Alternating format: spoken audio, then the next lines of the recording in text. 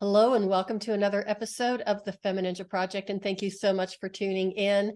And as always, I have a wonderful guest with me today, but this one is really so close to my heart because of the type of work that she does, her mission, her passion, and it just is, she's somebody I'm already in love with. So her name is Orazie Cook, and she is the founder and executive director of Praline's Backyard Foundation, which is tirelessly dedicated to remove barriers that domestic abuse survivors face when seeking safety for themselves and their cherished pets. With a background in public health and a passion for animal welfare, Orazie navigates the complexities of helping survivors find safe housing for their pets. She invites all of us to join her on her mission and journey to empower survivors, educate communities, and create a world where no pet is left behind. She believes we can all make a difference one paw at a time. I just love that. Orazie, thank you so much for being here and welcome to the show. Thank you. I'm glad to be here. Thank you. What an incredible service that you provide for survivors or people who are trying to escape an abusive situation. So why don't you tell us, how did you become interested in that? How did this whole thing come about? Okay. Thank you. Good question. So this probably has been a 25-year journey to get to the place where I created a foundation. And so I started off in undergrad working at a domestic violence hotline. And then I went from there, graduated, and then I went on to work at domestic violence or volunteer at domestic violence shelter for years. And then what I encountered at domestic violence shelters was I would get a lot of survivors. This was a women's domestic violence shelter at the time, that they would come and then they would go back to their abuser because they wanted to be with their pet. They were concerned with their pet. And the shelter I was volunteering in did not house pets. And only about less than 20% of shelters today house survivors and pets together or make accommodations for the pets in any kind of way. And so I had that experience at domestic violence shelter of having survivors go back. And it's like, I was so heartbroken, like, oh, I don't want you to go back. And they're just so torn. And it really inhibits their healing because they're so concerned about their pet, which is understandable because that's a part of helping them recover will probably be having their pets with them or having their pets in a secure location and not being concerned that their abuser is going to use their pet as a means of baiting them to come back, or a means of a threat to say, if you're going to come back, I'm going to hurt your pet. And so that's a lot of stress on the survivor that really inhibits their healing. And then I went on from there to volunteer at the Humane Society here in Atlanta. And what I would encounter is people, they would leave their abusive relationship and they would have their pet with them, but they were going into housing that did not accommodate pets. And so they were relinquishing ownership of their pet to the Humane Society, which is a responsible thing to do, but a heartbreaking thing to do when that's not what you really want to do. You wish you had housing to house and keep your pet yourself, but your alternative is to leave your pet with your abuser, and you don't want to do that. So you don't have the space to care for them yourselves. And so the responsible thing to do is to relinquish them to Humane Society or any organization that would care for your pet. And so I saw that and I didn't have the language or the space or the resources to respond to what I saw was definitely a gap in services to support survivors. And so in the midst of COVID, as we were all home thinking about our life choices and thinking and then I wasn't volunteering anymore at the Humane Society because that kind of derailed a moment. And I didn't go back to that because then I started the foundation. And so it's like, I want to address this issue because then I also saw the spike in domestic violence happened in the midst of COVID as well. And then I knew what was happening because of this experience that I had had previously. And I was like, I want to do something different. And I know this is an issue. And so hence the foundation was born to house pets to domestic violence survivors. And so even the initial onset of that was like, I wanted to build something here in Atlanta because this is my home and this is where I knew an issue existed. But that didn't happen the way I had planned. So I pivoted, which was okay because the issue was bigger than Georgia. And so hence the foundation was born in the sense we would house pets of a survivor anywhere in this country via pet boarding facilities and pet fosters, because what I recognize is that every night there is a survivor who struggles with leaving an abuser because they lack housing for their pet. At the same time, every night there's a pet boarding facility in your city, in your town that has a vacant space to house a pet. So why not connect a survivor's pet with an opening at a pet boarding facility so that survivor can leave and their pet is safe? And so hence the foundation was born in a way of partnering with pet boarding facilities across the US to house survivors' pets for the interim, right? And so then once we have that pet safely housed, that survivor safely housed in a shelter or whatever their house situation is at the time. And for the longer term, we're going to investigate pet fosters, because we know pet boarding facilities get expensive. And in fact, we don't want that pet in a pet boarding facility. That's not a home environment either, especially for a pet that is used to being in a home environment. We want to put that pet back into a home environment with a pet foster for the longer term. And so we'll support fosters for up to 6 months and support that survivor as they get to recovery, not recovery, but in sense of healing and ready to take back parenting or ownership of that pet. That is such an important service, you know, to provide, as we were talking earlier, because I mean, how do you move on if you are so concerned about your pet that you don't want to leave them alone with the abuser, and the abusers know how much this pet means to you and can use that as a way to really, you know, manipulate the person who's being abused. I mean, it's a horrible cycle. And I can see how the woman or the man, if you work with men, feel stuck because they don't want to leave their pet unattended with this person who is threatening to do all kind of horrible things, not only to them, but then if they leave, to their pet. Yeah, definitely. It definitely is a way to keep them bound to that abuser. It's just a cycle.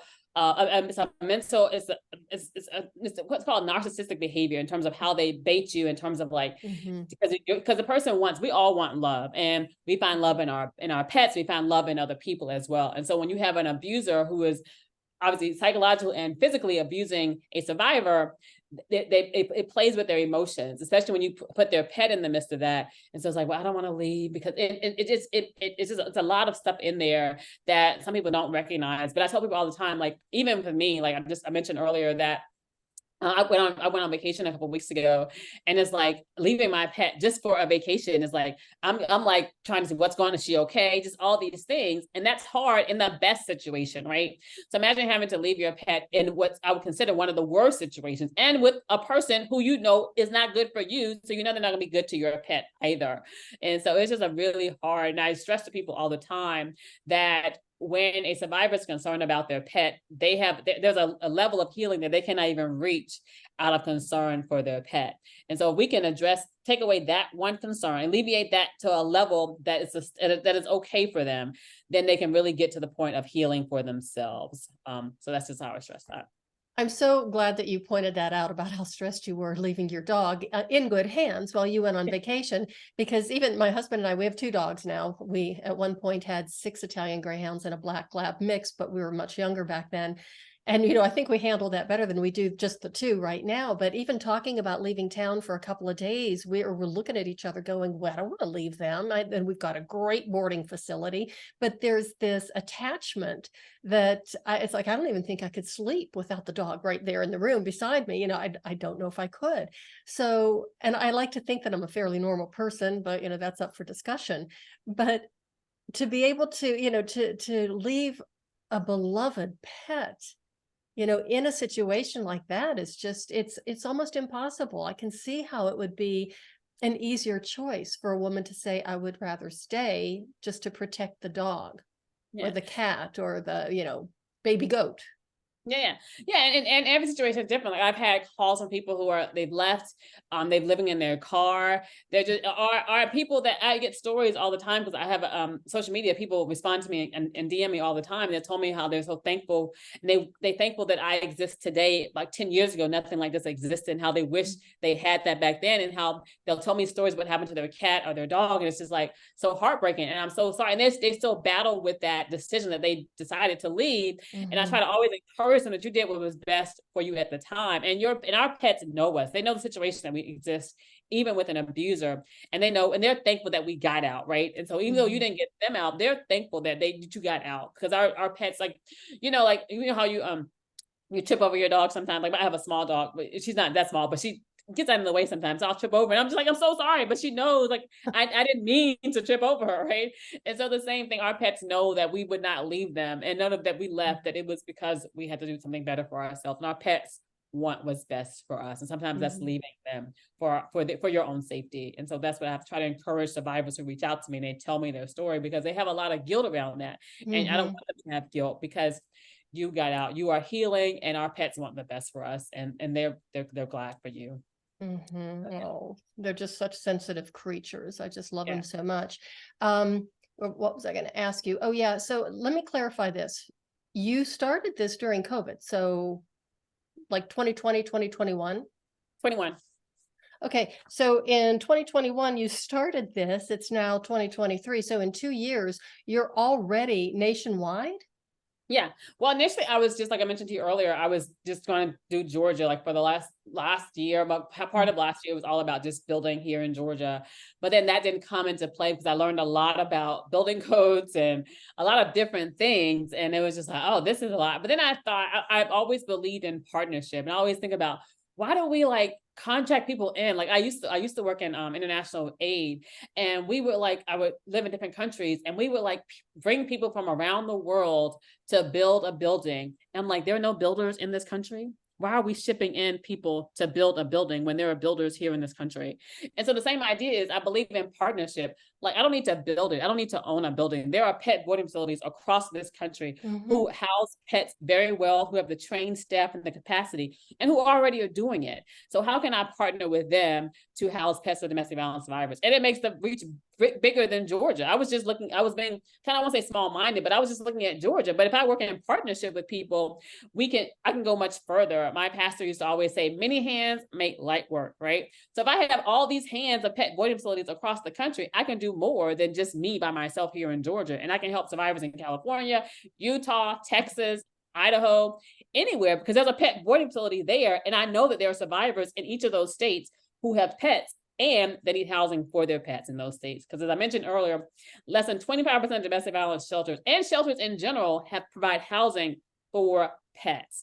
And so if I can fill in that gap a little by partnering with pet boarding facilities to house survivors' pet, then I've met a need. I've helped a survivor make the decision today to leave their abuser and take their pet with them, and we will house their pet at a pet boarding facility, transition that pet to a pet foster, and they're able to take care of themselves within a shelter environment or while they're in transition to safe housing that allows for pets.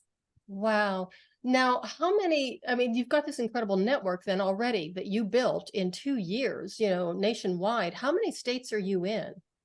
Well, I would say we're in all 50 states, and we're in all 50 states because there are pet boarding facilities in every state, right? Wow. It's the only thing that happens, the only thing that has to happen is for a survivor to reach out to me or reach out to the National Domestic Violence Hotline, because we're listed as a resource for survivors with pets.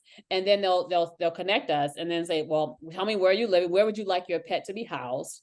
Is there a location where you want to house them? We will house them there for 7 days. Within that 7 days, I have a foster network, and I've teamed with Dubert.com, and they are a foster network. And I can put in not a bid, but put in an application for a foster for a survivor's pet. And a foster can respond to that request, and then I can link those two people up. And what happens is a foster would go to the pet boarding facility, pick up that pet, and take them back to their home. And then the same thing would happen as they're returning that pet to that survivor, and that protects the anonymity of the survivor and that of the pet foster. They would never interact with each other. The only interaction they would have is through me, and I'll provide updates to the survivor in regards to their pet, and it'll go back and forth like that. How do people become a foster? If I know people who are listening right now, I know a lot of my listeners are pet lovers and dog lovers and wonderful people. So if someone who's listening to this podcast right now, how could they find out more information of becoming a foster? And then if they can't foster, how can they support, some funding or whatever to the boarding facilities? Gotcha. So what I asked to foster, there is a link on our website that says coverage map. Click on that link, and it says how to become a foster, and then how to become a pet boarding facility partner. So click on whichever one. Your pet boarding facility, click on the pet boarding facility, how to become a partner. If you want to be a foster, click on the button that says I want to become a foster. You fill out a form about yourself, your housing, and we ask like questions about, do you have pets in your house? What pets do they like? Do they like cats? Do they like dogs? Just so we don't put a pet in your house that your current dogs or pet does not appreciate or like. So definitely ask about that. And you fill that in and you become a part of the network. And what I tell people all the time is that becoming a foster does not mean you're going to get a cat or a dog tomorrow, right? Right. It's being available when the call comes out. For example, if you live in I don't know, Spokane, Washington, right? Spokane, Washington, and you sign up to be a foster today. That does not mean that I'm going to get a survivor today in Spokane. However, it means that it may be a month or 2 months from now, when a survivor does reach out, I can reach out to you as a pet foster in that city to say, oh, I have a survivor's pet. Are you available to house that pet then? Then it makes it an easier process for me to decrease our costs, our pet boarding facility costs, if we don't get a free pet boarding facility. And then it allows us to put focus onto that foster for the longer term and move that pet to a stable housing as soon as possible by you signing up today. Definitely go to the website to sign up to be a foster. And if you can't foster, I tell people all the time, donating is awesome. There's a donate link on our website at pralinesbackyardfoundation.org. But even if you're not able to foster, I tell people my thing is always to educate 10 million people and to represent the 10 million people who are impacted each year in this country by domestic violence. And we recognize the number is much larger than that. These are the documented cases. We know that not everyone that experiences domestic violence enters into our system. However, by liking, following, and sharing our content, you're helping us educate one more person. And one more person knowing about the barriers survivors with pets face, that makes the issue bigger. And then more education we have, the more resources we can put toward the issue. I mentioned earlier about the lack of housing for pets and survivors together in shelters. If more people know about it, more people can help solve the problem. For example, I'm one organization, and I'm one organization represented by a lot of volunteers, a lot of fosters, a lot of partners throughout this country. However, as I mentioned, many hands make light work. And so if you have the power to do something similar in your neighborhood, call your domestic violence shelter, ask them, are they pet friendly? Encourage them to become pet friendly if that's something that they're able to do. Or if you're able to volunteer at your Humane Society, just however you can do it in your space of time and energy and funds, definitely do it. But I always tell everyone, you can always like, share, and comment on our posts, because that helps push us up in the algorithms, the social media algorithms, to educate more people. So always do that. That doesn't cost you anything. It costs you like a second, or you're sitting on the TV, watching TV. And do it consistently. Keep going to the site, keep sharing, keep commenting, all that, anything that's going to help grow the algorithms, reach more people. Again, sitting on your couch, you don't have to do anything. Please do that so we can get more survivors and their pets taken care of and keep them together. Because, if I can't even leave the house for 3 days to go up to the mountains, I can't imagine leaving a dog or a cat behind, or, again, a pony, a baby goat, whatever it is. You just don't want to leave them behind because they're so much a part of your lives. But I want to talk about the fostering again a little bit more, because I'm sure it's a very extensive application that they have to fill out. And because as I told you before, I ran a rescue for 7 years for Italian Greyhounds here in Colorado.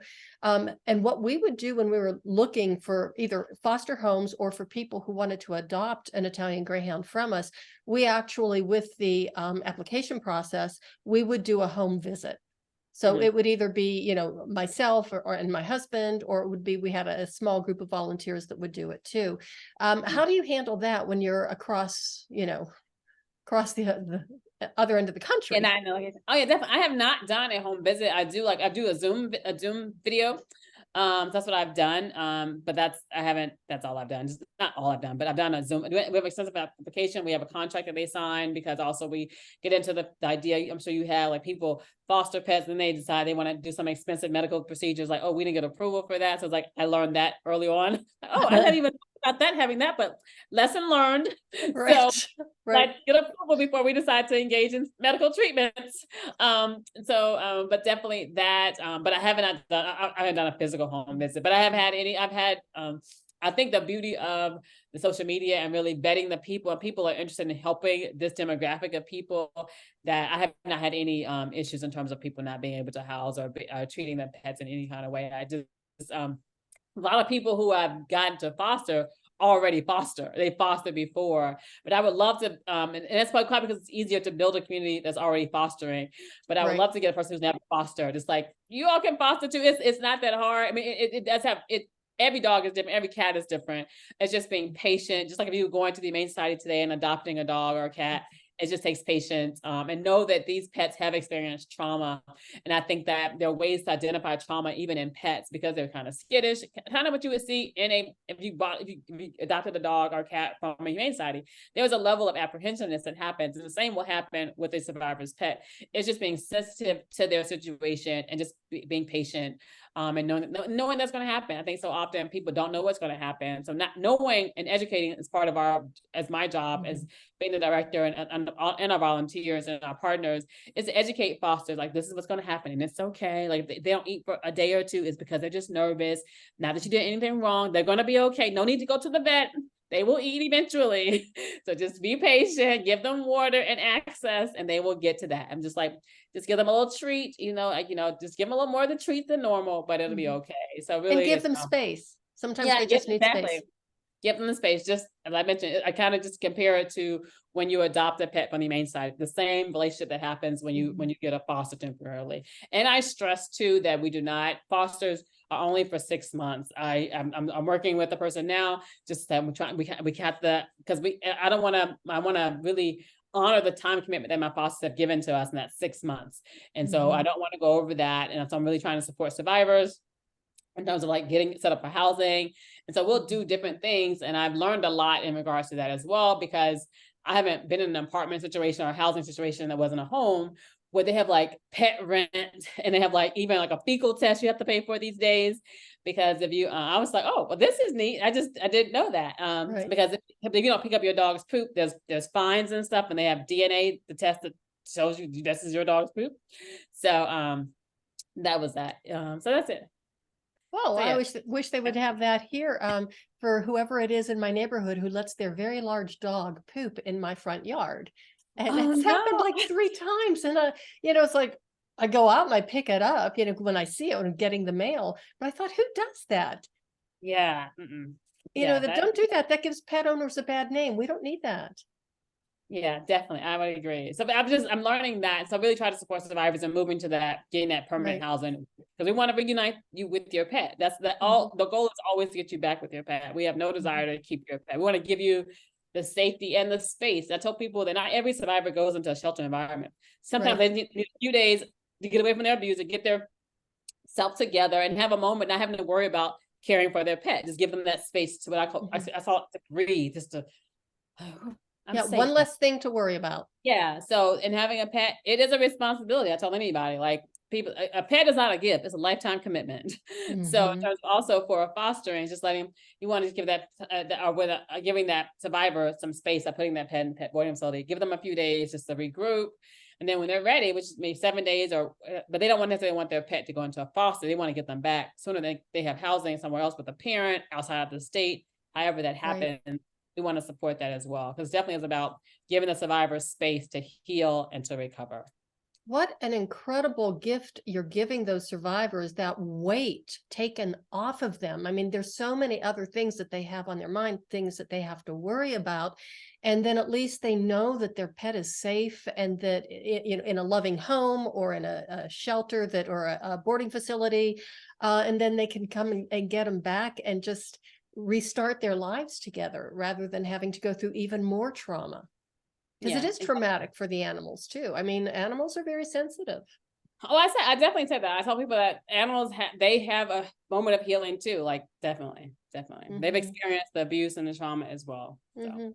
yeah. And I do want to ask you a little bit more about those lessons learned. I'm sorry for Oh, laughing, no. but having that, fostering that pet, whatever it was, and getting all of these medical things done, that was pretty much a very big learning curve, or learning experience for you, wasn't it? Yeah, definitely it was, because I was just like, oh, I got, because like I didn't think about putting that in the foster contract, and it's like, okay, I mean, because Why I would just you? didn't. Yeah, because I just know I necessarily go to the vet for everything with my dog. Like, even though I have like vets in my family, so I normally just do a video and send it on to my family friends who are vets, and like, what is this going on?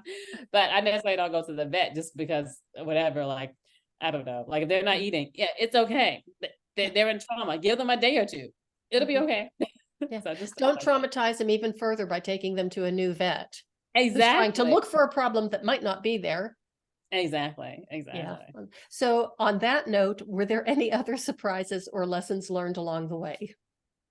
Um, well, I think the lessons, I guess I knew this, but then having to have such a close experience with it, because what happens so often, I told people, I may get maybe 20 calls this week, right? I may actually help 10 people. Mm-hmm. Which is and I always say it's not about the number. Those 10 people, our services are the world to them, right? Mm-hmm. But it's also working with those 10 people, because of those 10, maybe 5 are ready to leave today. And I want to support them into leaving. As soon as they call me, I want to support you in leaving. So Mm-hmm. where you want to put the pet? Where you want me to go? We got you. Where you want me to help you get to, where I want to do that immediately. But when I hear cases and I work with people for like days or weeks, it's like, and they're still not ready. It's like, and I can't push them to that. Leave now. Especially when they tell me these horrific stories. And it's just like, so that's probably like the heart wrenching part of it, is like, I want to help you, but I know that I can't push you, and I just have to listen. And that's probably, hearing the stories is probably like the hardest part. And knowing that Mm-hmm. I'm trying to be a resource. I'm dealing with, because I only deal with the pets, but there's a lot of other things that keep a survivor with an abuser. That's Right. nothing to do with that pet. But I just don't want the pet to be the reason why you stay. But Mm-hmm. there might be other reasons, and I try to connect them with resources to help them. But that's probably and that's just a me thing. It's me, because I'm like, I want to help you, and it's just like. But that's probably like a hard thing that you have to, as you work with survivors and you work in this population. It's just like, it's the same people not ready to leave. Like, that's probably any situation. You're dealing with addicts, and that you kind of help them to get out of their addiction, get them out of the neighborhood or the environment, and they're not willing to leave. And it's like, seeing them and knowing you can help them is the hardest part. Probably of all of this work is, people not accepting the help that you're trying to give them. So that's another So, question I have for you then. How do you deal with the impact on your own mental health and your own, wellness? Because it is really hard to listen to their stories, and you're doing such incredible work, but it still has an effect on us when we are in a service type of oriented industry, especially when it's something that is so volatile and heartfelt, and you want so badly to have a really great outcome right now for the person that you're assisting. So how do you manage to keep yourself so upbeat, because you really are, you have such amazing energy, oh, and you're so positive, but are there times when you really have to take a couple of steps back and do something to ground yourself again?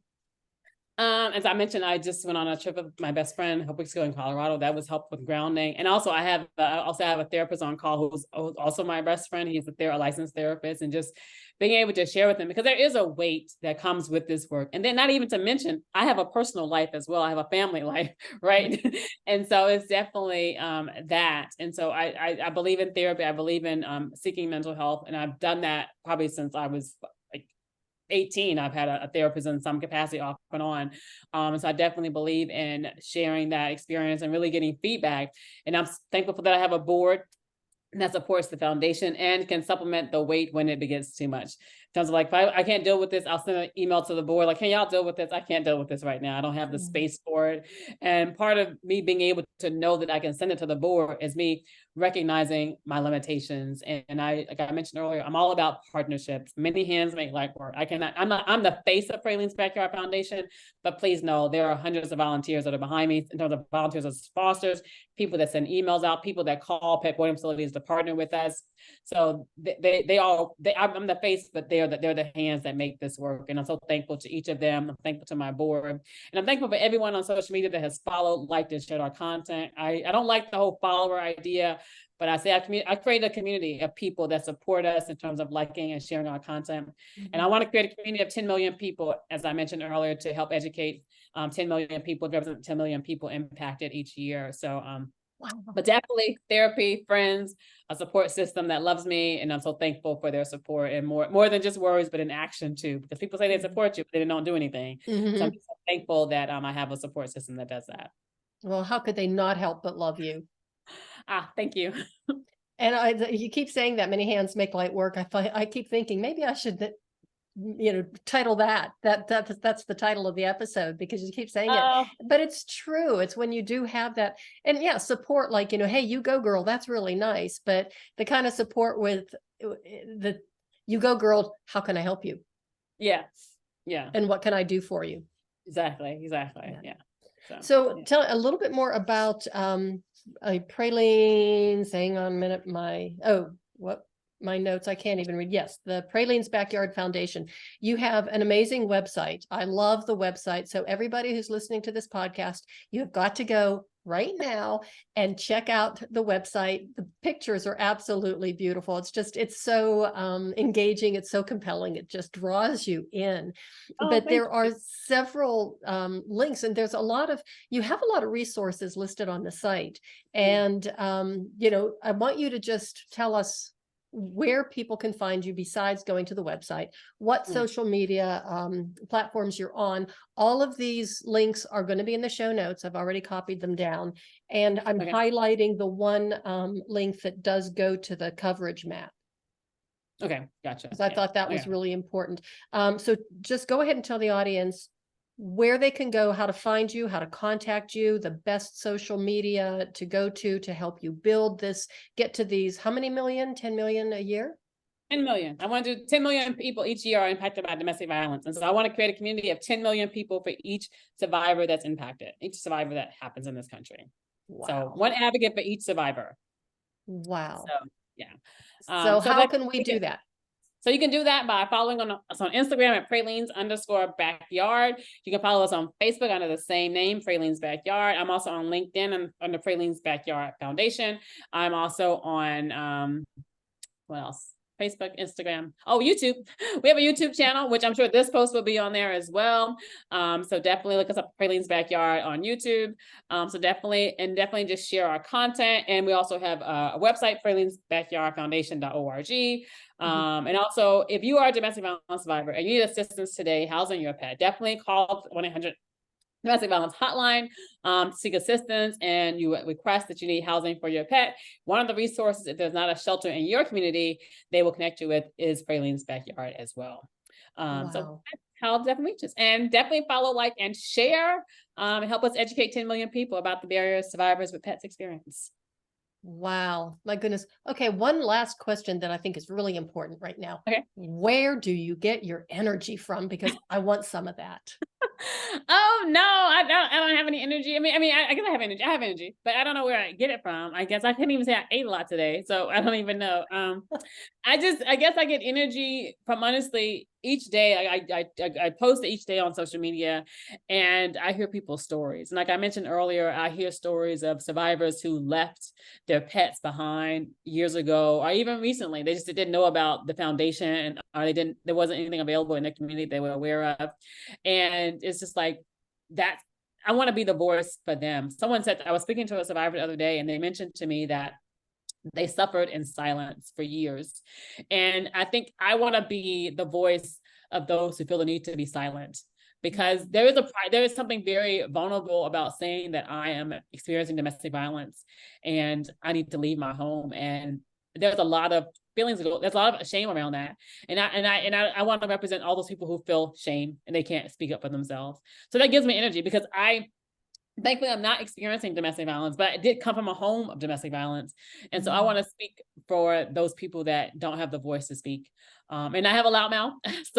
And I want to shout it out. And I don't have a problem being the voice. I don't have a problem being the face, because I know that I will not be silent until every survivor knows that there are resources for them and their pet. So yeah, that my energy comes from knowing the reality that people live with each day. And I don't want that to be someone's story if it doesn't have to be.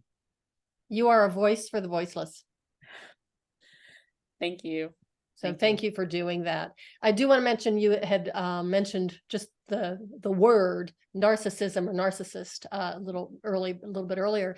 And I did interview a woman who specializes in narcissistic abuse and narcissistic relationship recovery. I think that episode was 273. So it was just a few episodes ago. So if you want to check that one out, it's an incredible insight into the mind and the behavior of a narcissist and narcissism, and how the narcissists do suck you in and then how they keep you in. So it's very, very enlightening and very educational. So, and she's gotten an awful lot of views. So I was just so happy that she was able to share that information.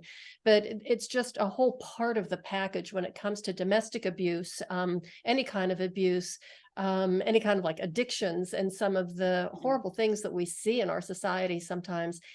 It comes from a lack of education or a lack of awareness. So any kind of anything we can do to help raise that kind of awareness and educate people, which you are doing so beautifully. So thank you for doing that.